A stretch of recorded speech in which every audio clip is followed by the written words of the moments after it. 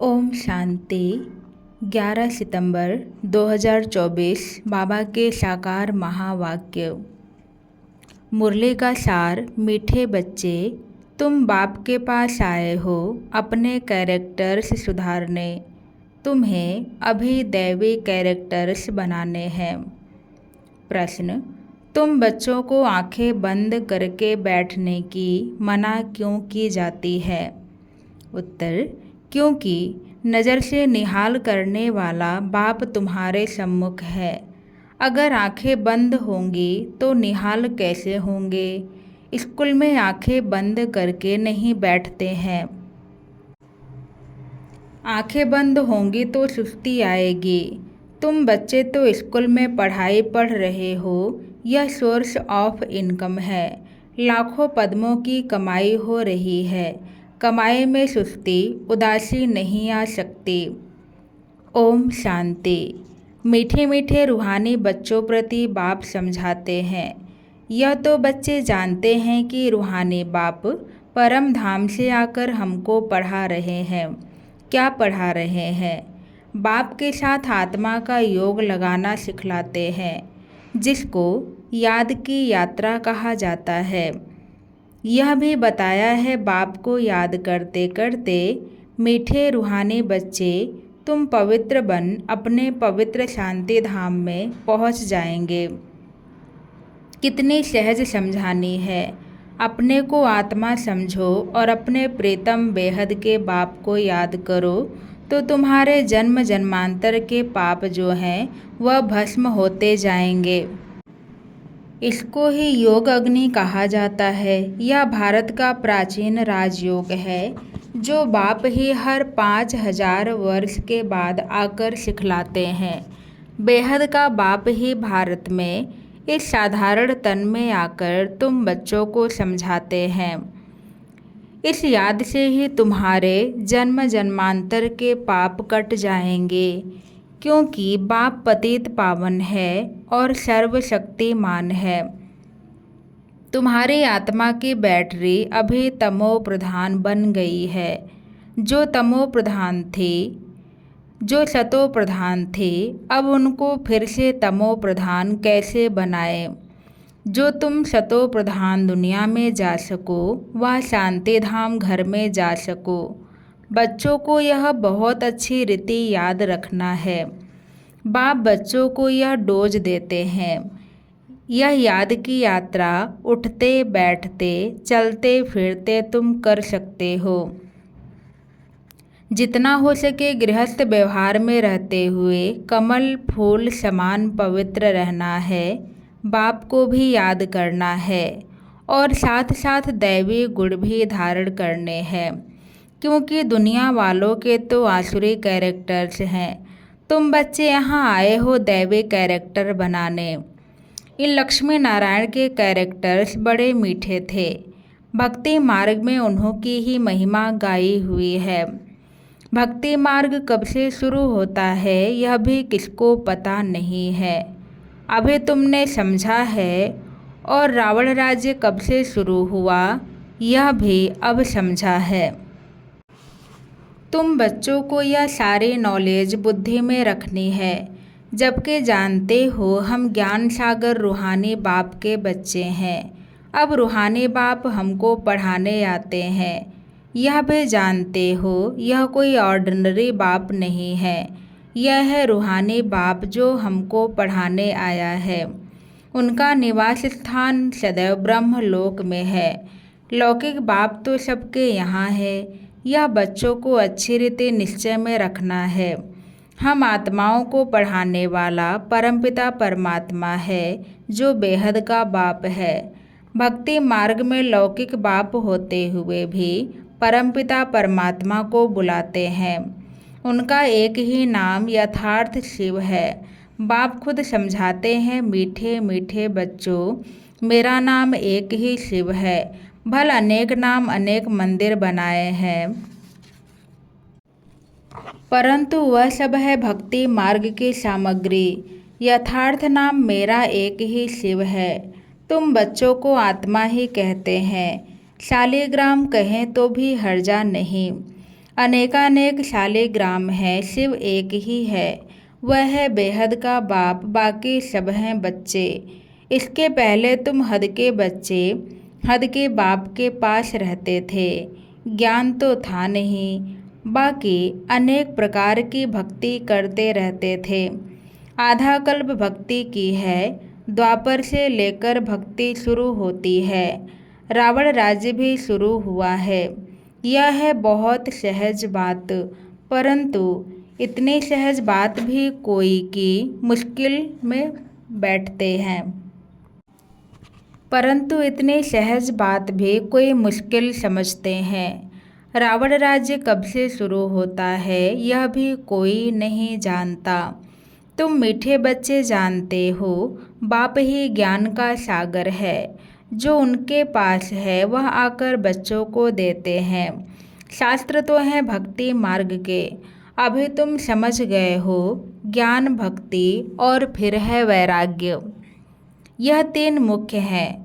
सन्यासी लोग भी जानते हैं ज्ञान, भक्ति और वैराग्य, परंतु सन्यासियों का है अपना हद का वैराग्य। वह बेहद का वैराग्य सिखला न सके। दो प्रकार के वैराग्य हैं, एक है हद का, दूसरा है बेहद का।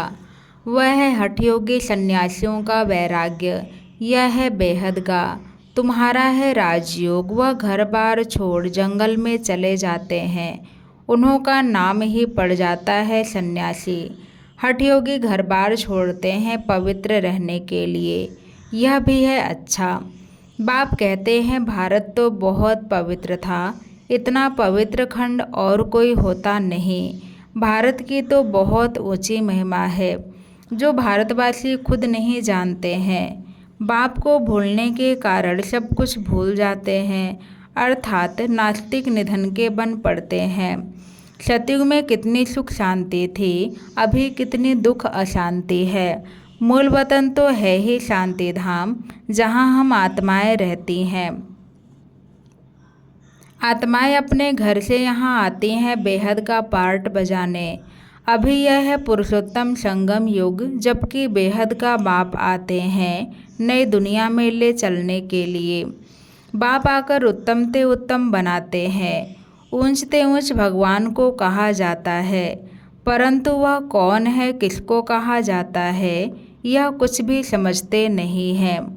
एक बड़ा लिंग रख दिया है, समझते हैं यह है निराकार परमात्मा। हम आत्माओं का वह बाप है यह भी नहीं समझते, सिर्फ पूजा करते हैं। हमेशा शिव बाबा कहते हैं, रुद्र बाबा व बबूलनाथ बाबा नहीं कहेंगे। तुम लिखते भी हो शिव बाबा याद है, वर्षा याद है। यह स्लोगन घर घर में लगाने चाहिए। शिव बाबा को याद करो तो पाप भस्म होंगे, क्योंकि पतित पावन एक ही बाप है। इस पतित दुनिया में तो एक भी पावन हो नहीं सकता, पावन दुनिया में फिर एक भी पतित नहीं हो सकता। शास्त्रों में तो सब जगह पतित लिख दिए हैं। त्रेता में भी कहते रावण था, सीता चुराई गई। श्री कृष्ण के साथ कंस, जरासंधि, हिरण्यकश्यप आदि दिखाए हैं। श्री कृष्ण पर कलंक लगा दिए हैं। अब सतयुग में यह सब हो नहीं सकते। कितने झूठे कलंक लगाए हैं। बाप पर भी कलंक लगाए हैं तो देवताओं पर भी कलंक लगाए हैं। सबकी ग्लानि करते रहते हैं। तो अब बाप कहते हैं यह याद की यात्रा है आत्मा को पवित्र बनाने की। पावन बन फिर पावन दुनिया में जाना है। बाप 84 का चक्र भी समझाते हैं। अभी तुम्हारा यह अंतिम जन्म है, फिर घर जाना है। घर में शरीर तो नहीं जाएगा। सब आत्माएं जानी हैं, इसलिए मीठे मीठे रूहानी बच्चों, अपने को आत्मा समझकर बैठो, देह नहीं समझो। और सत्संगों में तो तुम देह अभिमानी हो बैठते हो। यहाँ बाप कहते हैं देही अभिमानी होकर बैठो। जैसे मेरे में यह संस्कार है, मैं ज्ञान का सागर हूँ, प्रेम का सागर हूँ, आनंद का सागर हूँ, तो तुम बच्चों को भी ऐसा बनना है। बेहद के बाप और हद के बाप का कॉन्ट्रास्ट भी सिखलाते हैं, बताते हैं। बेहद का बाप बैठ तुमको सारा ज्ञान समझाते हैं। आगे नहीं जानते थे। अभी सृष्टि का चक्र कैसे फिरता है, उनका आदि मध्य अंत और चक्र की आयु कितनी है, सब बतलाते हैं। भक्ति मार्ग में तो कल्प की आयु लाखों वर्ष सुनाकर घोर अंधियारे में डाल दिया है। नीचे ही उतरते आए हैं। कहते भी हैं ना, जितना हम भक्ति करेंगे उतना बाप को नीचे खींचेंगे। बाप आकर हमको पावन बनाएंगे। बाप को खींचते हैं क्योंकि पतित हैं, बड़े दुखी बन जाते हैं। फिर कहते हैं हम बाप को बुलाते हैं। बाप भी देखते हैं बिल्कुल दुखी तमो प्रधान बन गए हैं। 5000 वर्ष पूरे हुए हैं तब फिर आते हैं। यह पढ़ाई कोई पुरानी दुनिया के लिए नहीं है। तुम्हारी आत्मा धारण कर साथ ले जाएगी। जैसे मैं ज्ञान का सागर हूँ, तुम भी ज्ञान की नदियाँ हो। यह नॉलेज को इस दुनिया के लिए नहीं है। यह तो छीछी दुनिया, छीछी शरीर है। इनको तो छोड़ना है। शरीर तो यहाँ पवित्र हो नहीं सकता। मैं आत्माओं का बाप हूँ, आत्माओं को ही पवित्र बनाने आया हूँ। इन बातों को मनुष्य तो कुछ भी समझ नहीं सकते हैं। बिल्कुल ही पत्थर बुद्धि, पतित हैं। इसलिए गाते हैं पतित पावन। आत्मा ही पतित बनी है, आत्मा ही सब कुछ करती है। भक्ति भी आत्मा करती है, शरीर भी आत्मा लेती है। अब आप कहते हैं मैं तुम आत्माओं को ले जाने आया हूँ। मैं बेहद का बाप तुम आत्माओं के बुलावे पर आया हूँ। तुमने कितना पुकारा है, अभी तक भी बुलाते रहते हैं। हे पतित पावन, ओ गॉड फादर, आकर इस पुराने दुनिया के दुखों से, डेविल से लिबरेट करो तो हम सब घर में चले जावें। और तो कोई को पता ही नहीं है हमारा घर कहाँ है, घर में कैसे कब जाएंगे। मुक्ति में जाने के लिए कितना माथा मारते हैं, कितने गुरु करते हैं। जन्म जन्मांतर माथा मारते चले आए हैं। वे गुरु लोग जीवन मुक्ति के सुख को तो जानते ही नहीं। वे चाहते हैं मुक्ति। कहते भी हैं विश्व में शांति कैसे हो। सन्यासी भी मुक्ति को ही जानते हैं, जीवन मुक्ति को तो जानते नहीं। परंतु मुक्ति जीवन मुक्ति दोनों वर्षा बाप ही देते हैं। तुम जब जीवन मुक्ति में रहते हो तो बाकी सब मुक्ति में चले जाते हैं। अभी तुम बच्चे नॉलेज ले रहे हो यह बनने के लिए। तुमने ही सबसे जास्ती सुख देखा है, फिर सबसे जास्ती दुख भी तुमने देखा है। आदि सनातन देवी देवता धर्म वाले तुम ही फिर धर्म भ्रष्ट कर्म भ्रष्ट हो गए हो। तुम पवित्र प्रवृत्ति मार्ग वाले थे। यह लक्ष्मी नारायण पवित्र प्रवृत्ति मार्ग के हैं। घर बार छोड़ना यह सन्यासियों का धर्म है। सन्यासी भी पहले अच्छे थे, तुम भी पहले बहुत अच्छे थे, अभी तमो प्रधान बने हो। बाप कहते हैं यह ड्रामा का खेल है। बाप समझाते हैं यह पढ़ाई है ही नई दुनिया के लिए। पतित शरीर पतित दुनिया में ड्रामा अनुसार हमको फिर 5000 वर्ष के बाद आना पड़ता है। न कल्प लाखों वर्ष का है, न मैं सर्वव्यापी हूँ। यह तो तुम मेरी ग्लानि करते आए हो। मैं फिर भी तुम पर कितना उपकार करता हूँ। जितने शिव बाबा की ग्लानि की है उतना और कोई की नहीं की है। जो बाप तुमको विश्व का मालिक बनाते हैं उनके लिए तुम कहते रहते हो सर्वव्यापी है।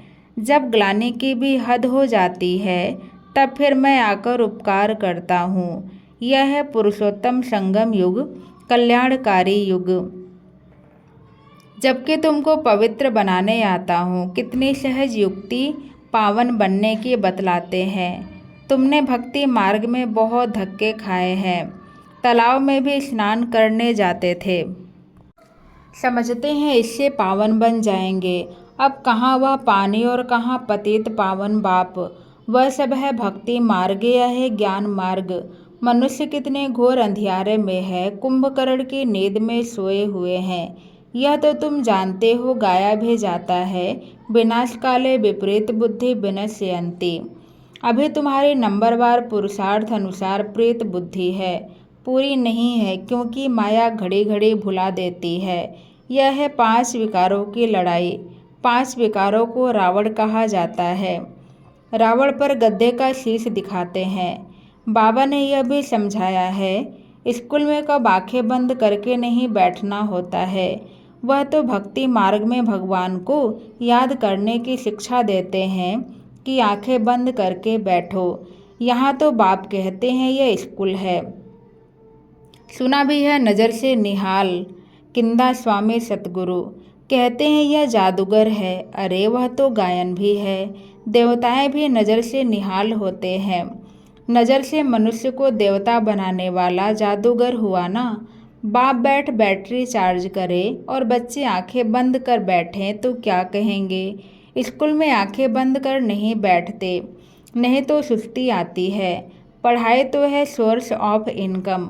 लाखों पद्मों की कमाई है। कमाई में कभी उबासी नहीं लेंगे। यहाँ आत्माओं को सुधारना है। यह एम ऑब्जेक्ट खड़ी है। उन्हों की राजधानी देखनी हो तो जाओ देलवाड़ा में। वह है जड़िया है चैतन्य देलवाड़ा मंदिर। देवताएं भी हैं, स्वर्ग भी है। सर्व का सदगति दाता आबू में ही आते हैं, इसलिए बड़े ते बड़ा तीर्थ आबू ठहरा। जो भी धर्म स्थापक अथवा गुरु लोग हैं, सबकी सदगति बाप यहाँ आकर करते हैं। यह सबसे बड़ा तीर्थ है, परंतु गुप्त है, इनको कोई जानते नहीं है।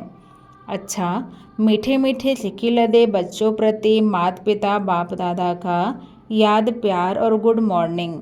रूहानी बाप की रूहानी बच्चों को नमस्ते। हम सब रूहानी बच्चों की तरफ से रूहानी बाप दादा को याद प्यार गुड मॉर्निंग नमस्ते नमस्ते। धारणा के लिए मुख्य सार पहले पॉइंट, जो संस्कार बाप में है वही संस्कार धारण करने हैं। बाप समान ज्ञान का सागर बनना है। देही अभिमानी होकर रहने का अभ्यास करना है। दूसरा, आत्मा रूपी बैटरी को सतो प्रधान बनाने के लिए चलते फिरते याद की यात्रा में रहना है। दैवी कैरेक्टर्स धारण करने हैं। बहुत बहुत मीठा बनना है। आज का वरदान, त्रिकालदर्शी बन दिव्य बुद्धि के वरदान को कार्य में लगाने वाले सफलता संपन्न भव। बाप दादा ने हर बच्चे को दिव्य बुद्धि का वरदान दिया है। दिव्य बुद्धि द्वारा ही बाप को, अपने आप को और तीनों कालों को स्पष्ट जान सकते हो। सर्व शक्तियों को धारण कर सकते हो।